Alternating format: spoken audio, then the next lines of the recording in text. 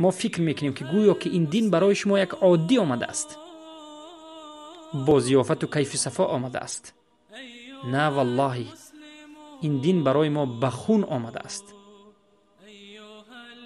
از خون رسول الله شروع شد تا امروز، تا خون موحدین.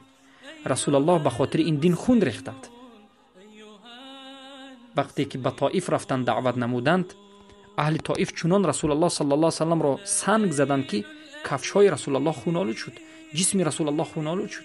در جنگ احد دندانشان شکست، خونالود شدند، رویشان درید، خونالود شدند. ابوبکر، عمر، عثمان، علی و دیگر صحابگان در این راه جنگیدند و خون ریختند.